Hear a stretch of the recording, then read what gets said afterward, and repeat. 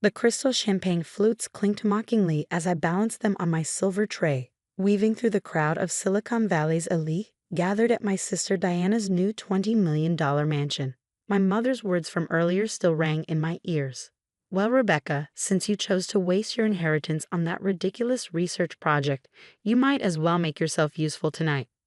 I caught my reflection in one of the floor-to-ceiling windows, my simple black dress a stark contrast to the designer gowns floating around me. 3 years ago, I'd stood among these people as an equal, the younger daughter of tech mogul James Anderson. Now I was serving them drinks at my sister's housewarming party. Becky, Diana's voice cut through the ambient chatter. Table 6 needs fresh champagne. Try not to drop anything.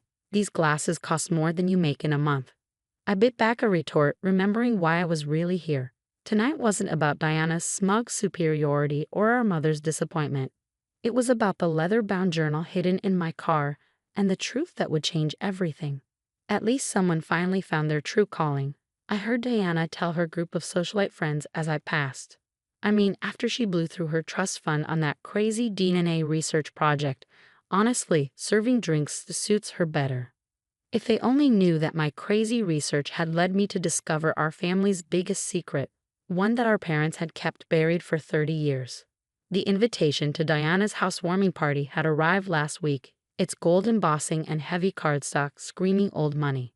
The same day, I'd received a very different delivery, a package from a retired nurse in Boston, containing our grandmother's private journal and a letter that had shaken my world to its core.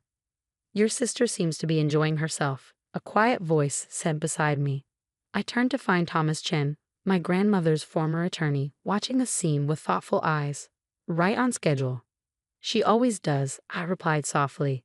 Everything ready? He nodded almost imperceptibly. The documents are all here. Are you sure you want to do this tonight? It will destroy them. I looked across the room at my family, Diana holding court in her designer gown, bragging about her new tech venture, funded entirely by her inheritance. Mom circulating through her carefully curated guest list, playing the perfect socialite. Dad standing with his business partners, probably orchestrating another $1 million deal. They looked perfect, untouchable, just like they had that day 3 years ago when they'd labeled me the family failure. 3 years earlier, DNA sequencing. Dad's voice filled his home office with disappointment. You want to spend your inheritance on genetic research. It's important work, I insisted. Grandmother's disease, there might be a genetic component we could identify, something that could help other families. Your grandmother died because she was old, Mom cut in sharply. This obsession isn't healthy, Rebecca. Diana is investing her inheritance in a proper business venture. Why can't you be more like your sister? Because I'm not Diana, I shot back. And grandmother's death wasn't that simple. If you just listen. Enough. Dad slammed his hand on his mahogany desk. This discussion is over. Either invest your inheritance responsibly or don't come crying to us when you've wasted it all. I chose the research. They chose to write me off. Present day. Mrs. Anderson. Thomas's voice pulled me back to the present. Your daughter Diana's success is remarkable. She must have inherited your late mother-in-law's business acumen. Mom's perfectly maintained smile faltered slightly. Oh, Margaret hardly had any head for business. She was more interested in her charity work and medical research. Medical research? Thomas raised an eyebrow. Like your younger daughter? Before Mom could respond, a commotion near the entrance drew everyone's attention. An elderly woman had arrived, her silver hair elegant against her simple but expensive suit. Several guests gasped in recognition. Is that? Diana hurried over. Dr. Sarah Chen, the genetic researcher? I smiled slightly, right on cue. I apologize for crashing your lovely party, Dr. Chen said, her voice carrying across the suddenly quiet room. But I'm looking for Rebecca Anderson. I believe she has something that belongs to me. All eyes turned to me as I set down my tray of champagne glasses. Actually, Dr. Chen, I said clearly, I believe what I have belongs to all of us. Mom's face had gone pale. Rebecca, what is this about?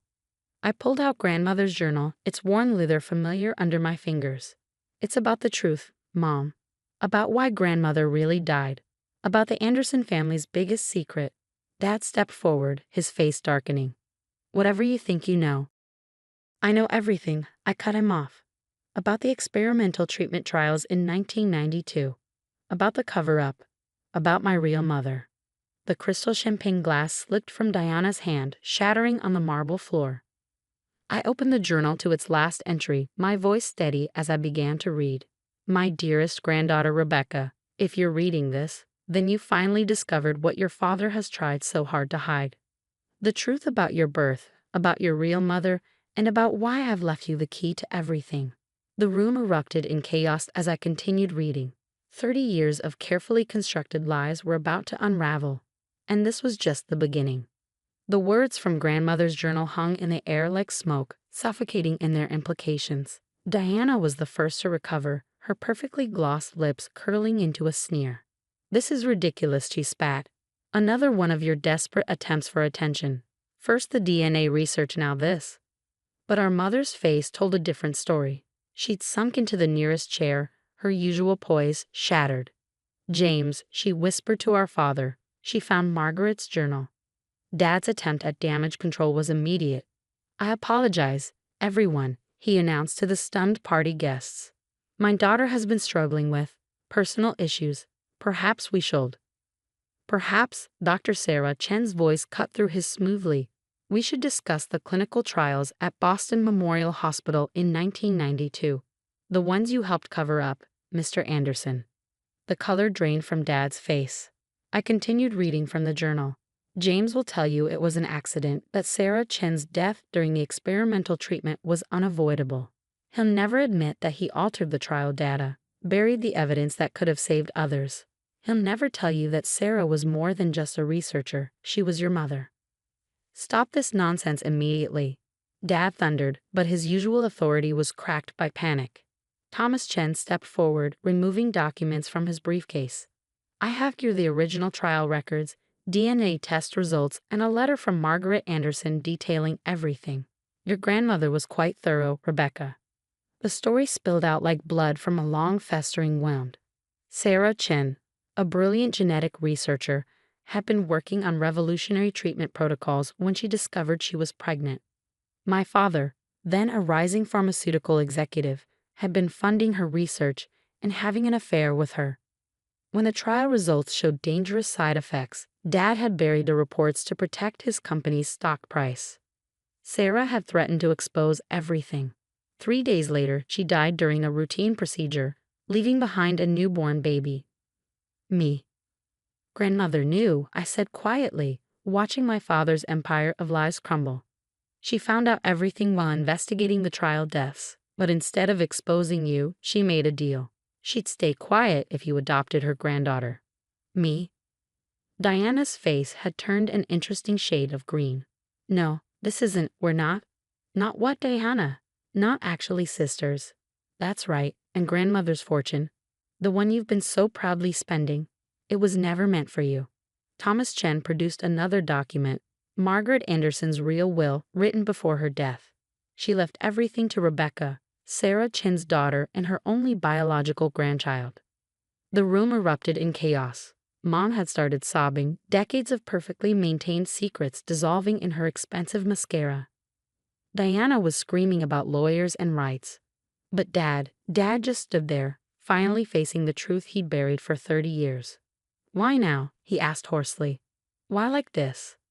I thought about the years of feeling like an outsider in my own family, of being compared to Diana and found wanting, of being mocked for my interest in genetic research, the same passion that had driven my real mother. Because lies have a way of poisoning everything they touch, I replied. Look around, Dad. This mansion, Diana's company, your perfect family image, it's all built on my mother's death. I never meant, he began, but I cut him off. To fall in love with her? To choose your company's profits over her life? To make her child feel like a failure for following in her footsteps? Dr. Chen stepped forward, placing a gentle hand on my shoulder. Sarah would be proud of you, she said softly. You have her brilliance, her determination to find the truth. Diana, who had been uncharacteristically quiet, suddenly lunged for the documents in Thomas's hands. This isn't fair. That money is mine. I've already spent millions. I finished for her. Yes, I know. The mansion, the cars, the startup, all funded by the inheritance that was rightfully mine. Don't worry, sister dear. You can keep this house. I can? Consider it severance pay, but the family company? Grandmother's pharmaceutical patents. Those revert to me, effective immediately. Dad's business partners had started edging toward the door, no doubt already calculating how this scandal would affect their deals. Mom was still crying, 30 years of lies finally catching up with her. What are you going to do? Dad asked, his voice small. I looked around the mansion's grand foyer, at the life my sister had built with stolen money, at the family that had been built on deception. I'm going to do what my mother wanted to do 30 years ago. Use our resources to help people, not profit from their suffering. Starting with reopening her research. The next few hours were a blur of lawyers, reporters, and shell-shocked party guests making hasty exits. By midnight, Deanna's perfect housewarming had become the scandal of Silicon Valley. I stood in the garden, looking up at the stars, when Dr. Chen found me. Your mother used to do this, she said quietly. Stargaze when she needed to think. You're so like her. Tell me about her, please. As she began to speak, sharing memories of the mother I never knew, I felt something shift inside me. The anger, the hurt, the need for revenge. It all melted away, replaced by something else. Purpose. 1 week later, the Anderson Pharmaceutical sign was being replaced with a new one. Chen Anderson Research Institute. Inside, my mother's old lab was being renovated, updated with modern equipment, but keeping her original research notes carefully preserved. Deanna had checked into a wellness retreat, her perfect world shattered by the truth. Mom had filed for divorce, finally free from decades of maintaining Dad's lies. And Dad was facing investigations into the 1992 trials, his carefully constructed empire crumbling. But this story isn't about their fall. It's about building something new from the ashes of lies.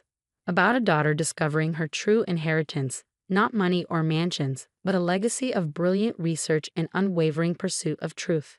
As I write this from my mother's old office, I can see her face in the photos Dr. Chen shared with me.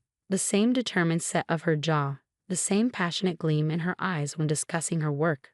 I may have served drinks at my sister's party, but I was serving something else too.